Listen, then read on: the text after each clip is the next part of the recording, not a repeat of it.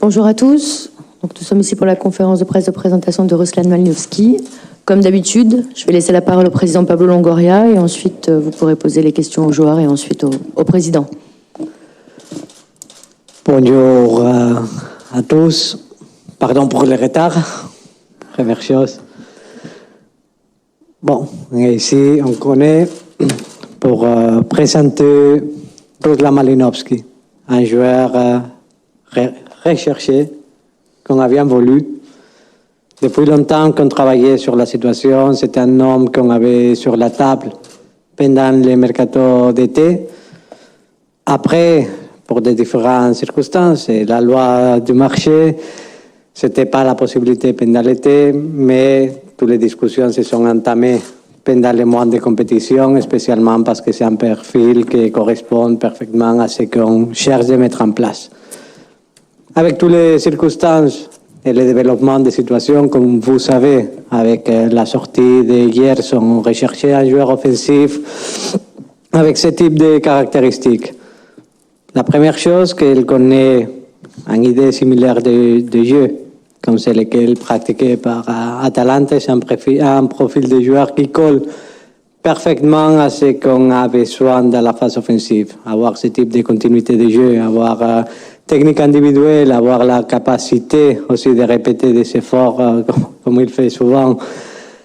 Mais surtout, sa qualité d'avoir la pause dans les mètres finales, d'avoir cette tranquillité dans la gestion des ballons à côté de la surface, en frappe de ballon que je crois que pratiquement tout le monde, vous avez regardé toutes les vidéos qui sortent sur Internet. Un joueur qui a fait la différence dans les championnats italiens. Avant, avec Genk, de très bonnes saisons en Belgique, faisant la différence, pas seulement dans les championnats, aussi en Europa League. Atalanta, arrivé, jouait tout de suite la Ligue des Champions, de très bonnes performances, et maintenant c'était un joueur que vraiment on croyait à niveau des groupes de travail, et comme toujours avec l'accord du coach et le consensus du coach, que c'était un joueur qui collait parfaitement à nos attentes sportives. C'est ça que, bienvenue Ruslan, c'est un plaisir. Merci. Allez, on va passer aux questions. Mourad. Ici. Dobry dzień. Dobry. Witajmy w Marseille. Petite question sur ton positionnement. En France, on te voit surtout comme un milieu de terrain offensif. En Italie, tu as même joué presque deuxième attaquant, mais plutôt dans ta carrière. Tu as aussi joué plus bas sur le terrain en tant que milieu de terrain. Est-ce que c'est une position dans laquelle tu dois encore jouer, peut-être plus milieu relayeur, milieu central, comme Jordan Verretou et Valentin Rongier l'ont fait? Sì, buongiorno, e una domanda sulla tua posizione in campo. Ti abbiamo visto spesso centrale offensivo, a volte anche come secondo attaccante, in passato magari anche più basso, proprio come un centrocampista che potrebbe essere simile a Jordan Verretou o Valentin Rongier.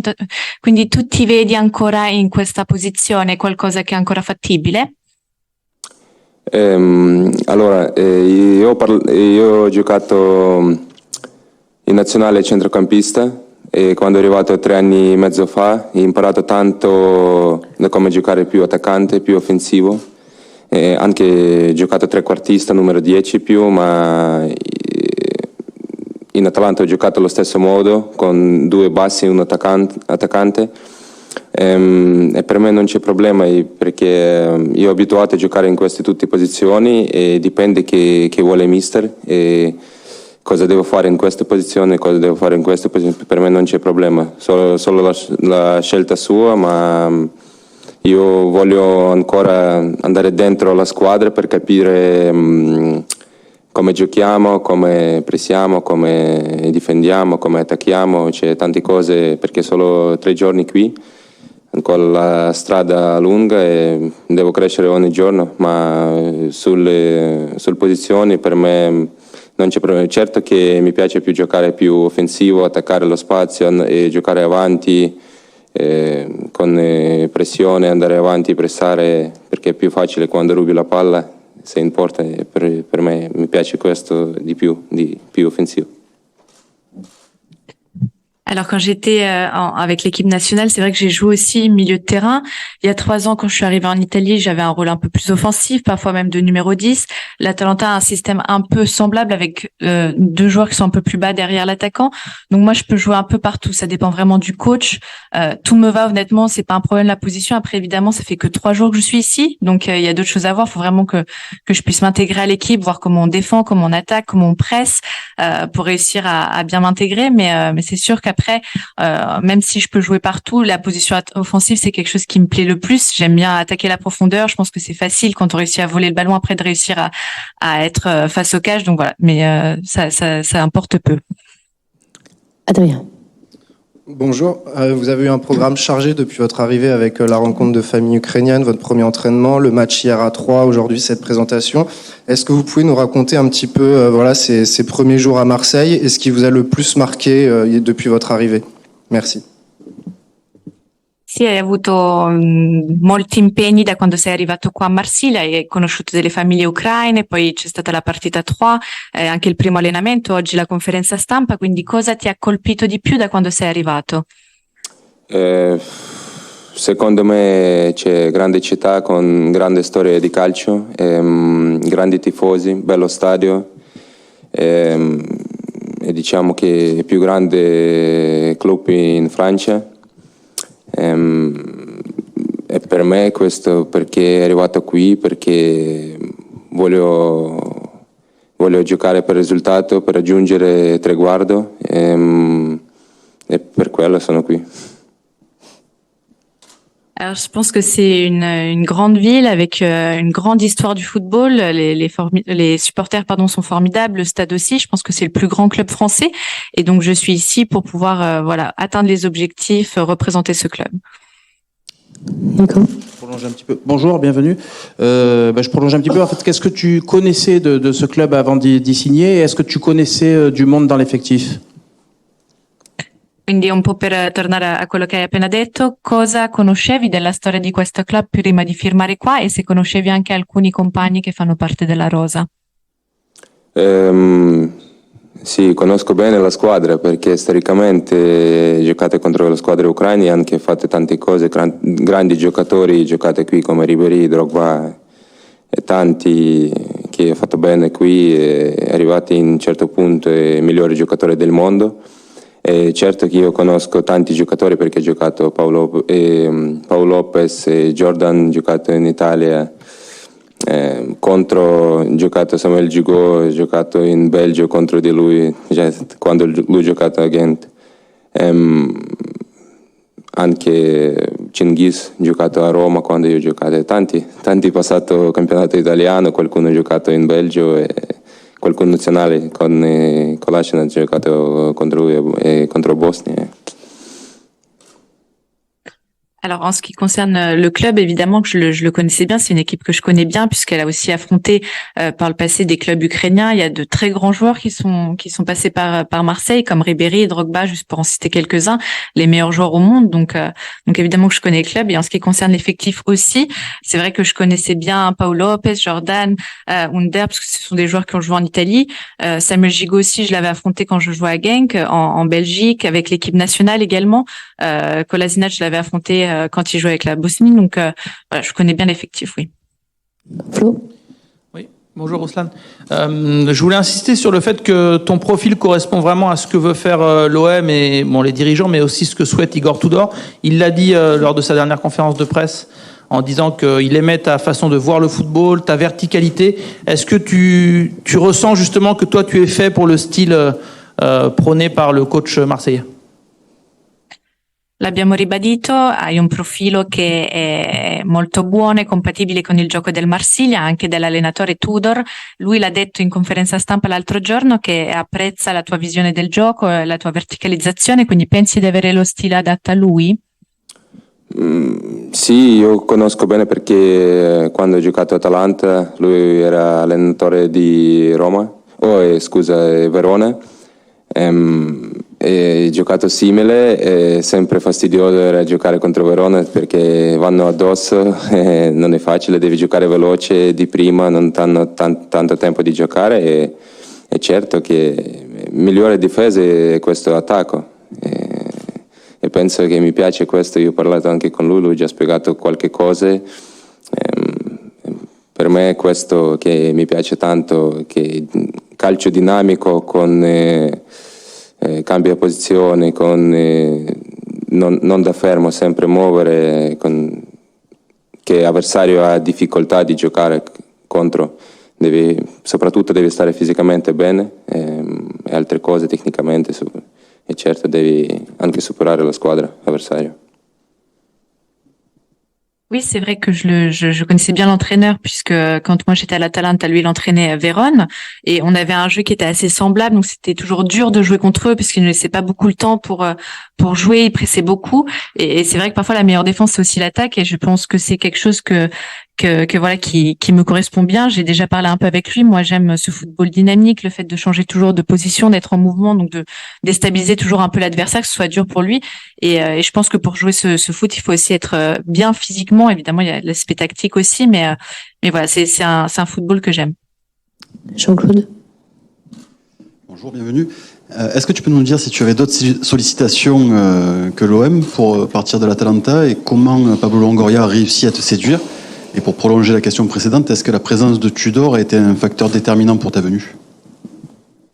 Allora, se hai avuto altre offerte, altre proposte al di fuori del Marsiglia, come ha fatto il presidente Longoria a convincerti di venire qua e se il fatto che ci fosse qua l'allenatore Tudor è stato anche un peso nella tua scelta?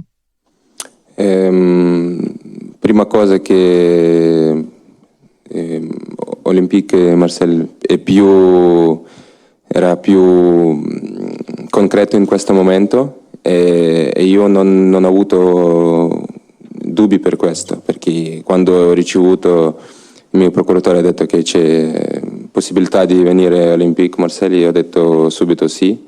E sai che in press che scrivono 80-90% che non è così, anche per me che dicono che da Inghilterra questo, ma io anche non posso rispondere perché non è giusto, perché io per esempio che c'è un'altra offerta ma non c'era niente e per quello io non ho avuto dubbi di venire qui e anche conosco mister, come ho detto, come gioca la squadra e ho visto anche questi 6 mesi perché ho pensato che viene qui a agosto, ma ho visto tutte le tante partite e questo calcio mi piace. Alors, l'OM, c'était la proposition, on va dire, la plus concrète. Et honnêtement, j'ai pas eu de doute dès que mon agent m'a dit qu'il y avait la possibilité de venir jouer à l'Olympique de Marseille. J'ai dit oui tout de suite. Après, comme vous le savez, dans la presse, il y a souvent 80-90% des choses qui se disent qui sont pas forcément vraies. On a pu parler de moi en Angleterre, etc. Mais honnêtement, c'était des choses qui étaient pas réelles, qui étaient pas concrètes. Après, comme je l'ai dit juste avant, je connais bien le coach, je connais l'équipe, je l'ai vu jouer au cours de ces 6 derniers mois puisque je pensais honnêtement arriver ici en août. Donc c'est vrai que j'ai beaucoup suivi l'équipe et j'aime beaucoup ce qu'elle fait. Xavier. Bonjour Ruslan, 2 petites questions. La première, vous allez découvrir un nouveau championnat. Finalement, qu'est-ce que vous savez de la Ligue 1, qui est réputée très exigeante, notamment d'un point de vue physique, et comment vous comptez vous y adapter? Merci. Sì, prima domanda, scopri un nuovo campionato, quindi sai che la Liga è famosa e rinomata per essere molto esigente fisicamente, cosa sai quindi di questo campionato? Sicuramente fisicamente giocano bene tutti, ma tanti contrasti fisici, sì, ma penso che in queste cose io non ho paura, perché in Italia c'è la stessa cosa. Solo un'altra che sì, si viaggiano e che tante squadre molto pericolose contropiedi, e devi stare attento, fare meno errori e giocare più sicuro con fiducia e non dare lo spazio per l'avversario. Ma sì, bel campionato dove tutti possono prendere punti di tutti e che con ogni partita devi preparare bene e da primo minuto andare forte, perché se abbassi un po' di intensità e poi ti paga. Alors oui, c'est vrai que toutes les équipes sont très physiques, il y a beaucoup de duels, mais c'est pas quelque chose qui me fait peur puisque honnêtement en Italie c'est à peu près la même chose. Après c'est vrai qu'il faut être très attentif. Je sais que il y a beaucoup d'équipes qui sont fortes en contre-attaque, donc il faut faire attention, il faut être très déterminé. Toutes les équipes peuvent grappiller des points un peu partout, donc il faut vraiment rentrer dans les matchs dès la première minute en étant très concentré et donner le maximum puisque je sais que s'il y a un peu d'inattention, on peut ça peut direct faire perdre des points ou nous coûter très cher.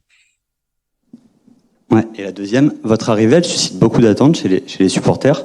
Potentiellement, samedi, si vous êtes titulaire ou si vous entrez en jeu, vous jouez devant plus de 60 000 personnes. Quel est votre rapport à la pression? Merci. E l'altra domanda, c'è tanta aspettativa da parte dei tifosi, se sabato dovessi entrare in campo, magari che fosse da titolare oppure anche da sostituto, ci saranno 60.000 persone a guardarti allo stadio, quindi come gestisci anche la pressione? Ho capito prima perché alla fine ha detto le cose che anche in francese ho capito. Bravo. Allora, tutto sceglie l'allenatore, dipende da lui, ma io sempre pronto, se 45, 10 minuti, 5 minuti. Io sempre pronto di aiutare la squadra di vincere. Su pressione possiamo dire ho giocato già contro, lo so che su questo stadio un'atmosfera speciale, ma questo deve dare ancora un po' di spinta, un po' di energia di più, di dare di più perché giochi a casa e non devi dare avversario, non devi dare possibilità per avversario possibilità di giocare bene. Ma mi piace questa tensione perché anche giocato tipo di San Siro, Emirates di Manchester City, quando è pieno, 50-75.000 persone. Mi piace questa tensione, tu senti calcio bene e ti carica tanto. Ma per me questo una cosa, meglio giocare così invece di quando c'era Covid, tempo di Covid, quando non c'è nessuno che... Questo non è calcio. Calcio, questo è tifosi, è stadio pieno, questo calcio. Alors pour la première partie de la question, c'est vrai que ça dépend de l'entraîneur, mais moi, que je joue 45 minutes, 5 minutes ou 10 minutes, je suis toujours prêt à être là pour aider l'équipe et pour pouvoir gagner les matchs. En ce qui concerne la pression, honnêtement, je sais que c'est une atmosphère spéciale de jouer ici, mais je pense que c'est quelque chose de positif. Je pense que ça pousse l'équipe à donner le maximum en jouant à domicile et que ça nous aide vraiment aussi à éviter de donner un minimum de possibilités à l'adversaire. Donc vraiment tout faire pour éviter de leur donner leur chance et leurs possibilités dans le jeu. Et après, je pense que j'ai déjà joué, même si pas ici, j'ai joué dans des grands stades, par exemple San Siro, l'Emirates contre Manchester City. Donc je connais ces atmosphères avec 50 000, 75 000 spectateurs. Et honnêtement, je pense que c'est bien mieux que de jouer dans des stades vides comme c'était à l'époque du Covid. Donc je pense que c'est ça le foot. Le foot, c'est fait de supporters et de stades pleins. Mourad. Oui, vous avez réussi de grandes choses en Belgique, en Italie, mais ça s'est un peu mal terminé en Italie. Dans quel état d'esprit vous arrivez ici? Est-ce que vous êtes un peu revanchard ou alors on vous voit très souriant? Est-ce que vous êtes simplement heureux d'être à Marseille? Quel est votre état d'esprit? Est-ce que vous avez envie de prouver aussi à tout le monde le joueur que vous êtes encore? Allora, hai avuto una bella carriera in Belgio, anche in Italia, anche se in Italia magari non si è chiusa nel modo migliore. Hai voglia di rivincita oppure comunque ti vediamo qua sorridente, sei semplicemente felice di essere qua o ci tieni a dimostrare ancora il giocatore che sei? Certo, ultimamente quest'anno non era facile, sappiamo perché. Ma io ho fatto tante cose buone in Italia e io ho sempre lavorato e dato tutto e per me arrivare qui un passo avanti, grande passo avanti, perché questa squadra che sempre vuole vincere trofei e devi andare forte è più forte, perché in Atalanta non è... Sì, ha fatto tanti risultati con 3 anni Champions e Europa League, ma non era così. Sappiamo che c'è la Juve, Inter, Milan, c'è grandi squadre che hanno più pressione.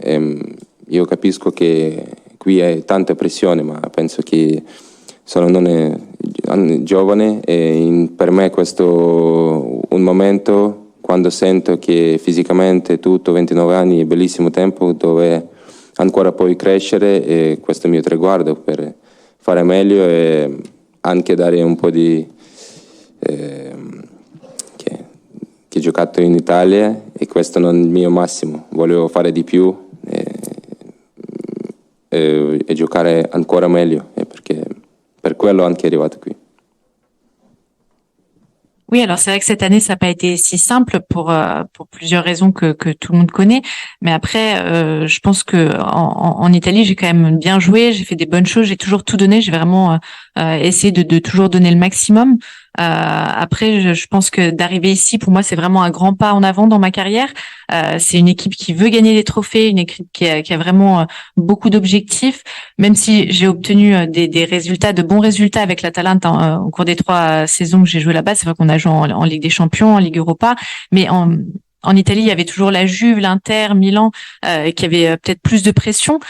Donc ici, il y a aussi une pression, mais je pense que c'est différent. Et je suis arrivée à un moment dans ma carrière aussi où c'est vrai que j'ai 29 ans, mais je pense que je peux encore progresser. Je pense que je suis pas arrivée encore au sommet de ma carrière, que j'ai encore des choses à prouver, que je peux encore être important.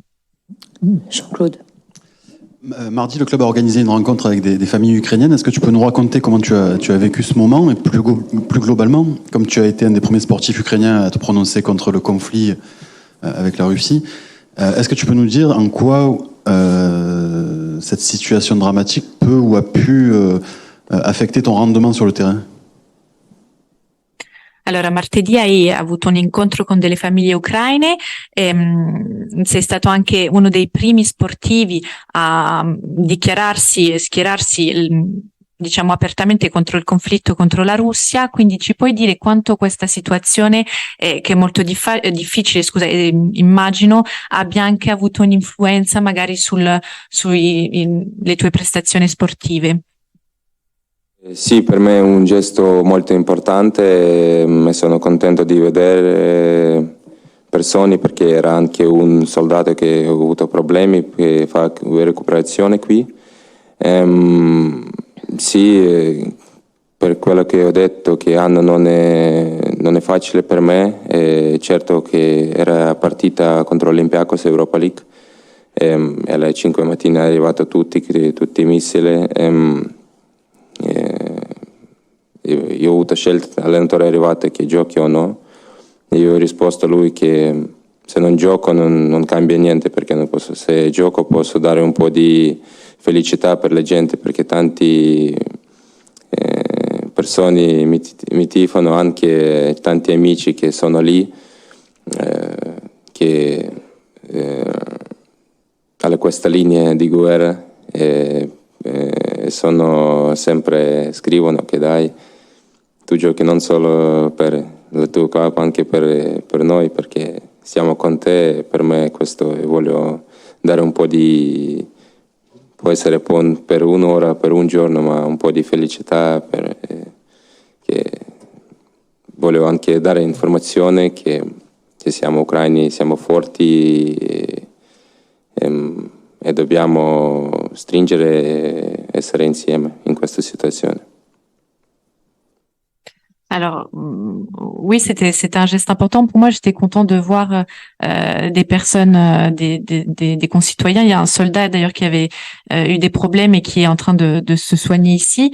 Après, comme je l'ai dit juste avant, c'est vrai que c'était pas une année facile. Il y avait le match contre l'Olympiakos en Ligue Europa et le matin les bombardements. Donc le coach m'a demandé est-ce que je me sentais de jouer, est-ce que je voulais jouer ou pas, et je lui ai dit que oui, que si je jouais, honnêtement, je pouvais apporter de la joie vois aussi à mes amis, aux personnes qui me soutiennent depuis l'Ukraine, puisque je les vois, tout le monde me suit. J'ai beaucoup d'amis qui suivent mes matchs, qui me disent tu joues pas que pour ton club, tu joues aussi pour nous. Nous on est là, on te soutient.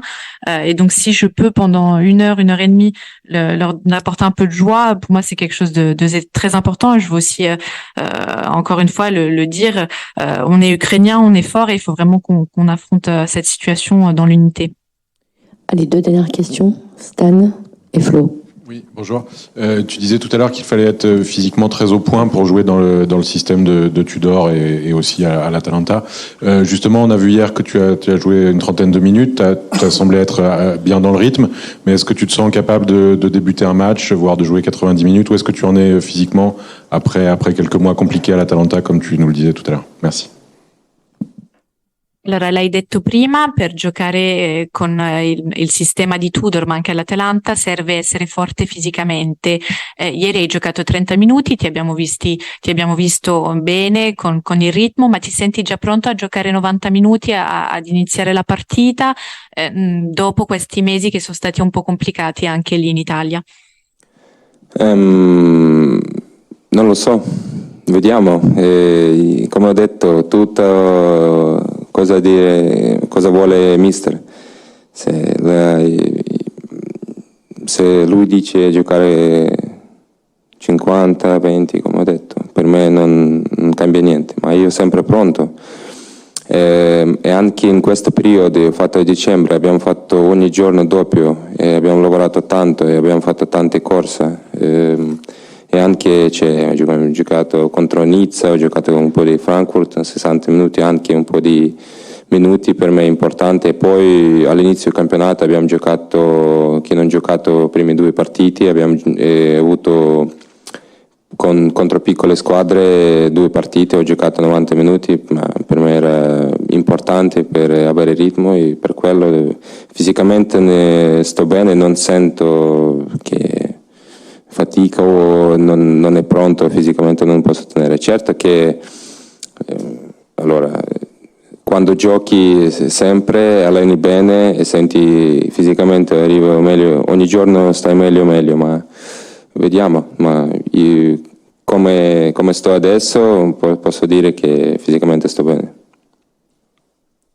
Alors, si je jouerai ou non, je sais pas. Comme je l'ai dit, on verra. Ça dépendra du coach, que ce soit 5, 10, 20 minutes.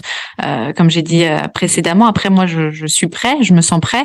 Même en décembre, pendant la préparation, on faisait des entraînements, des doubles entraînements tous les jours, des doubles sessions.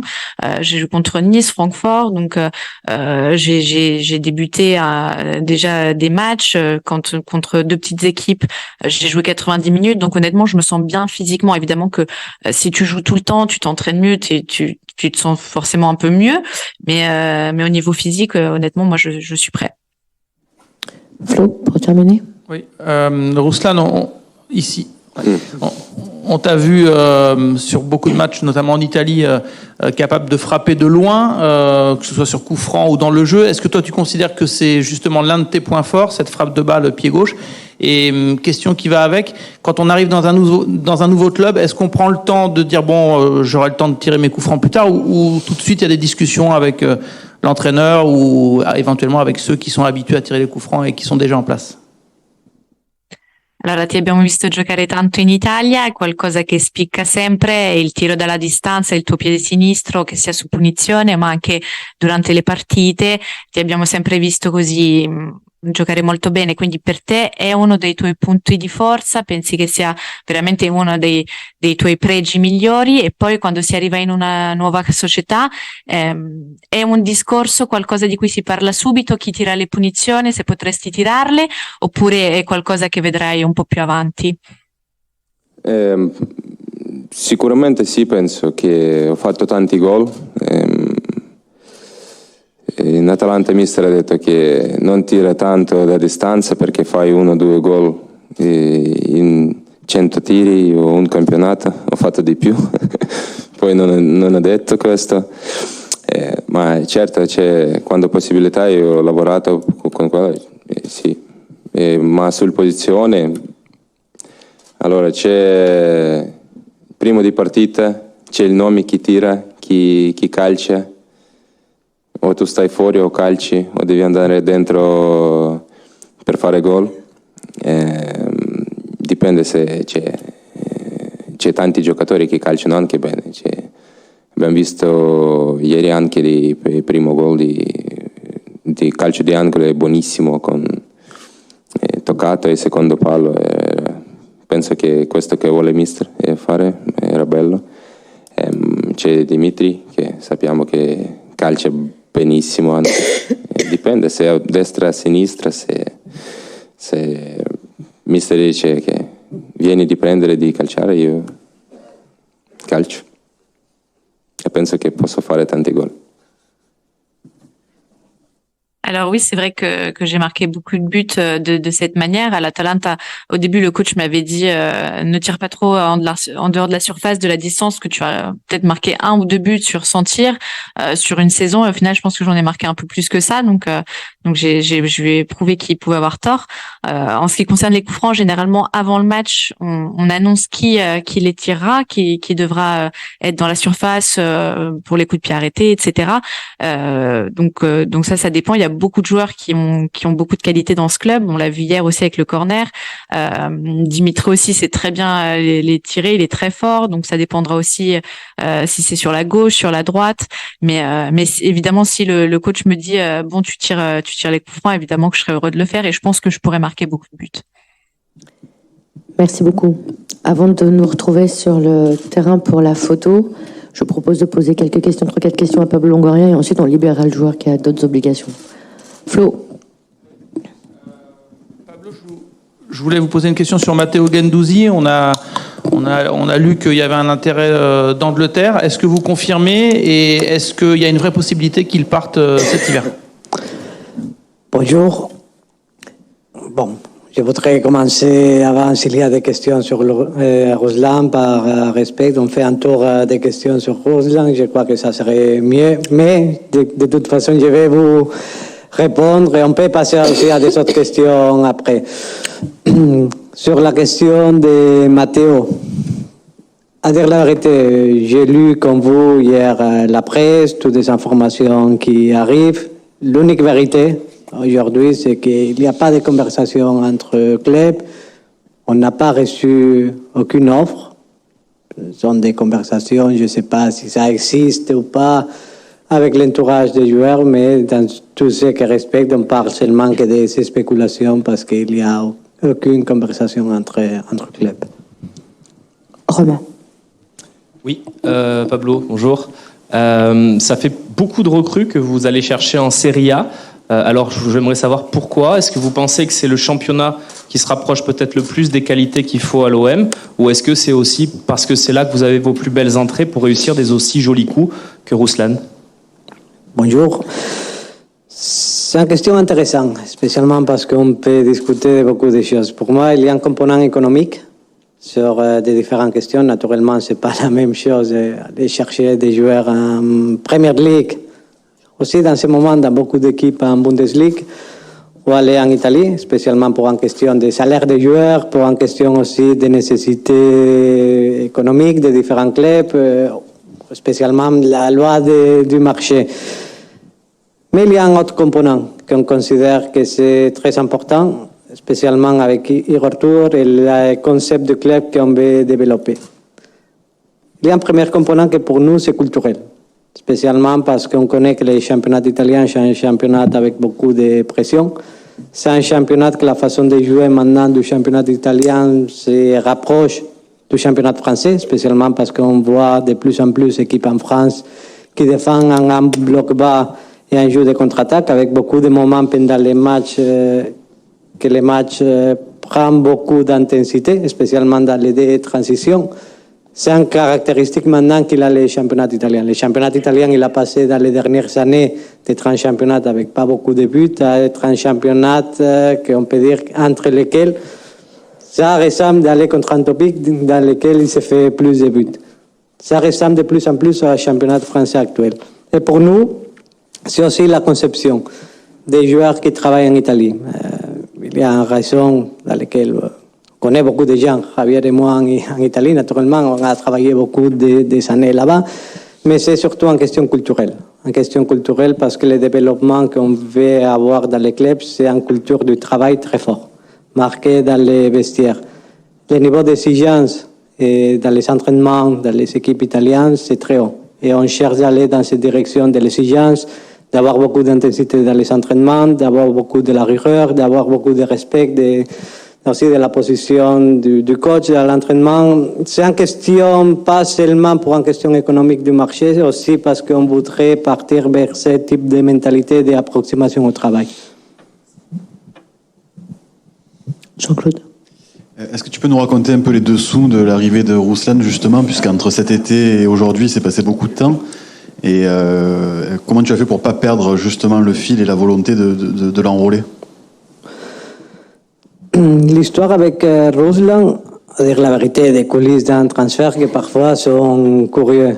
Je crois que la première fois que j'avais parlé directement avec l'entourage de Ruslan, c'était en janvier 2021, quand il avait la possibilité de Morgan Sanson d'aller à Aston Villa. C'était la première approximation. Là-bas, c'était un no sec complètement de l'Atalanta. Là-bas, c'était notre première conversation.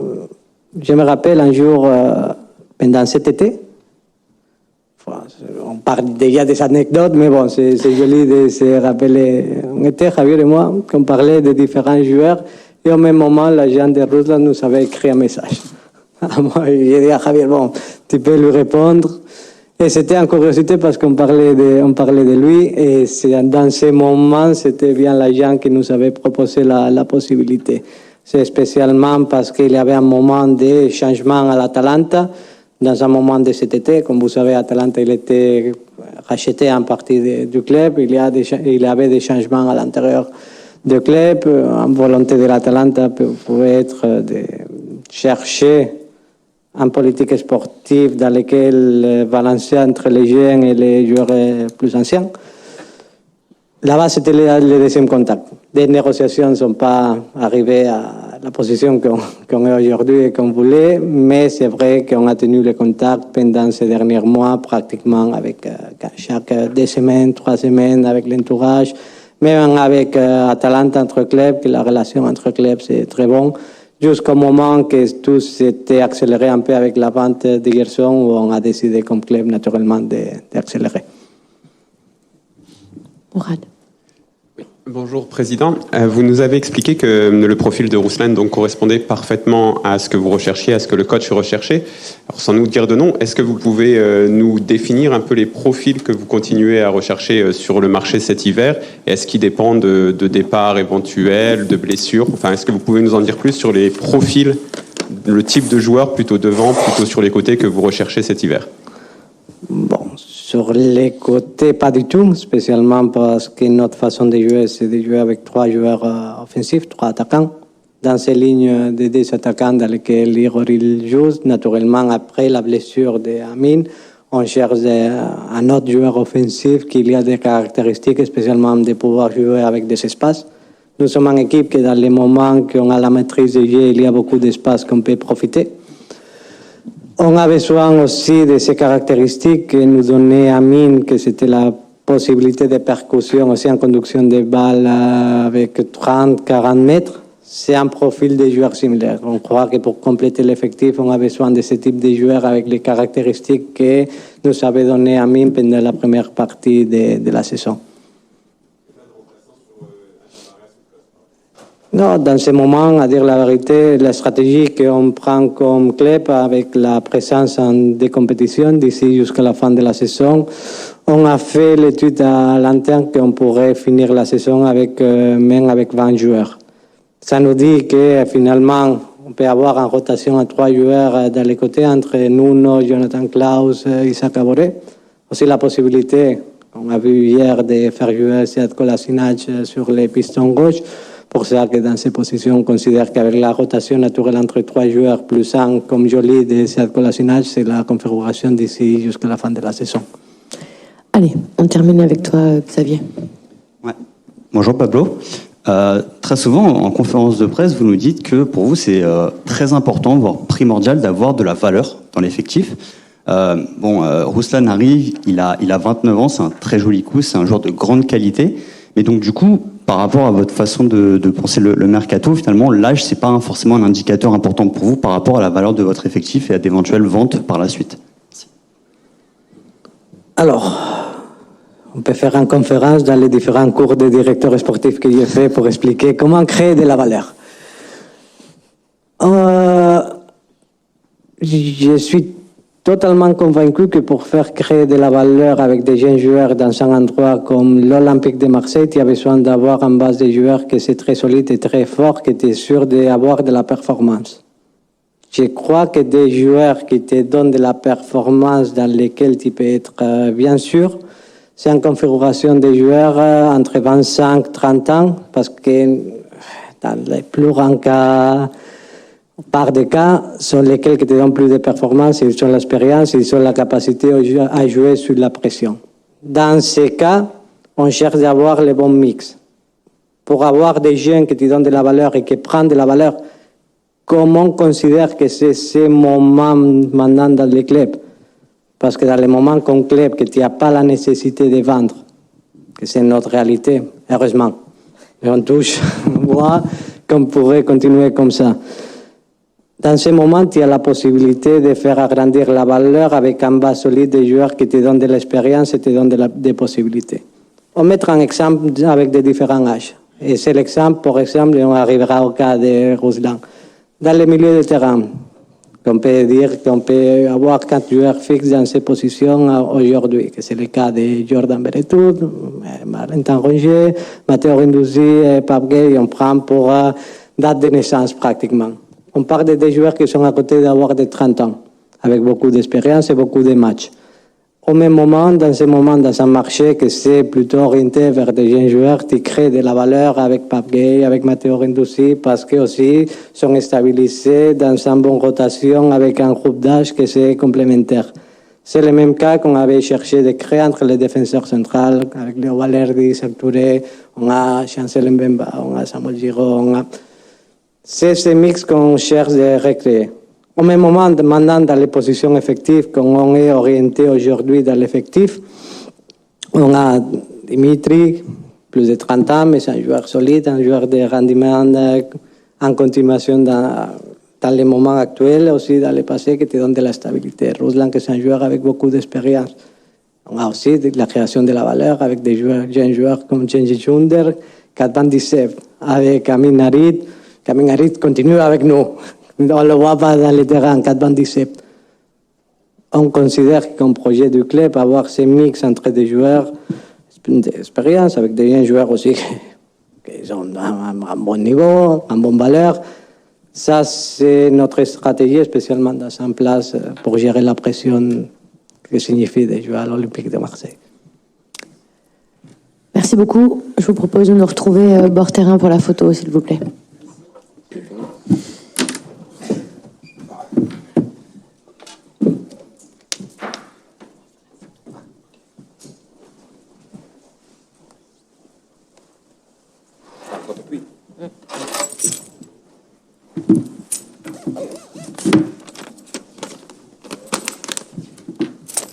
Allez, on y va.